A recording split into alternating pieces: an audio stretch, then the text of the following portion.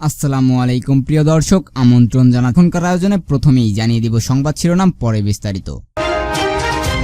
সবচেয়ে বড় কোঠা চোর কোঠা, দুর্নীতিবাজ কোঠা বললেন ব্যারিস্টার সুমন। পুলিশের এডিসি কামরুল ও তার স্ত্রীর সম্পদ জব্দের নির্দেশ। গ্রামের মানুষ জানেন, লটারির টাকায় বড় ব্যবসায়ী হয়ে ওঠেন সোহেল। পরে প্রশ্নপত্র ফাঁসে গ্রেপ্তার শুনে আশ্চর্য হন তারা। এতক্ষণ শুনছিলেন সংবাদ শিরোনাম, এখন বিস্তারিত শোনার আগে আপনি যদি আমাদের চ্যানেলে নতুন হয়ে থাকেন তাহলে চ্যানেলটি সাবস্ক্রাইব করে পাশে থাকুন। এখন শোনেন বিস্তারিত। সবচেয়ে বড় কোঠা চোর কোঠা, দুর্নীতিবাজ কোঠা বললেন ব্যারিস্টার সুমন। হবিগঞ্জ ৪ আসনের সদস্য ব্যারিস্টার সুমন বলেছেন, ছাত্ররা সারা দেশে কোঠার জন্য আন্দোলন করেছে, কিন্তু এরা কি জানে সবচেয়ে বড় কোঠা চোর কোঠা ও দুর্নীতিবাজ কোঠা? এই কোঠার বিরুদ্ধে আন্দোলন করলে আমরা সব সুবিধা পেতাম। মঙ্গলবার দুপুরে সাংবাদিকদের এক প্রশ্নের জবাবে এসব কথা বলেন তিনি।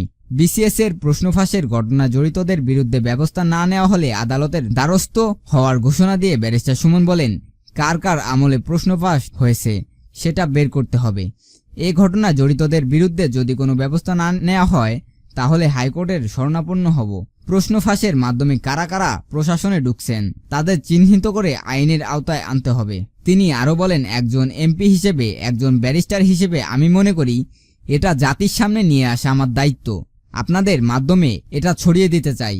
আমি দেখতে চাই কি ব্যবস্থা গ্রহণ করা হয়েছে। না হলে মাননীয় প্রধানমন্ত্রী ও চিফ ম্যাজিস্ট্রেটসের কাছে যাব, কেননা এভাবে একটা দেশ চলতে পারে না। প্রশ্ন ফাঁস তদন্তে কমিটি গঠনের সমালোচনা করে সুমন বলেন, যারা চোর পুলিশ তাদের ধরবে, কমিটি করার দরকার কি? কমিটি করা মানে ঘটনা হজম করার জন্য সময় নেওয়া। গ্রামের মানুষ জানেন, লটারির টাকায় বড় ব্যবসায়ী হয়ে ওঠেন সোহেল। প্রশ্নপত্র ফাঁসে গ্রেপ্তার শুনে আশ্চর্য হন তারা। সরকারি কর্ম কমিশনের বিভিন্ন নিয়োগ পরীক্ষার প্রশ্ন ফাঁসের ঘটনায় গ্রেপ্তার 17 জনের একজন ঢাকার মিরপুরের ব্যবসায়ী আবু সোলেমান মোহাম্মদ সোহেল। তার বাড়ি কুমিল্লা আদর্শ সদর উপজেলার বানাসুয়া গ্রামে। এই গ্রামের মানুষ জানেন, কোনো এক লটারি পেয়ে সোহেল বড় ব্যবসায়ী হয়েছেন। প্রশ্নপত্র ফাঁসের ঘটনায় তার গ্রেপ্তার খবরে বিস্ময় প্রকাশ করেছেন স্থানীয় বাসিন্দারা। বাংলাদেশ রেলওয়ের উপসহকারী প্রকৌশলী সহ বিভিন্ন প্রয়োগ ও পরীক্ষার প্রশ্নপত্র ফাঁসে জড়িত অভিযোগে পিএসসির 2 জন উপপরিচালক, 2 জন সহকারী পরিচালক সহ 17 জনকে গ্রেপ্তার করেছে পুলিশের অপরাধ তদন্ত বিভাগ। গত রবি ও গতকাল সোমবার রাজধানীর বিভিন্ন এলাকায় অভিযান চালিয়ে এই 17 ব্যক্তিকে গ্রেপ্তার করা হয়।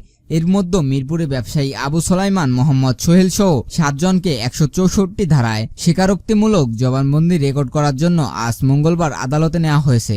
আমরাতলী ইউনিয়ন পরিষদের ইউপি চেয়ারম্যান কাজী মোজাম্মেল হক প্রথম আলোকে বলেন, সে যে এই প্রশ্নপত্র ফাঁস চক্রের সঙ্গে জড়িত এটা শুনেই অবাক হয়েছি। আমি জানতাম সে ঢাকায় চাকরি না জানি ব্যবসা করত, একা একা চলাফেরা করত। এখন তো খবরে দেখলাম সে প্রশ্নপত্র ফাঁস করে কোটি টাকার মালিক হয়ে গেছে। কি আশ্চর্যের বিষয়। পুলিশের এডিসি কামরুল ও তার স্ত্রী সম্পদ জব্দের নির্দেশ। চট্টগ্রাম পুলিশের কর্মকর্তা এডিসি কামরুল ও তার স্ত্রী নামে থাকা অবৈধ সম্পদ জব্দের নির্দেশ দিয়েছে আদালত। বিস্তারিত দেখুন ভিডিওতে।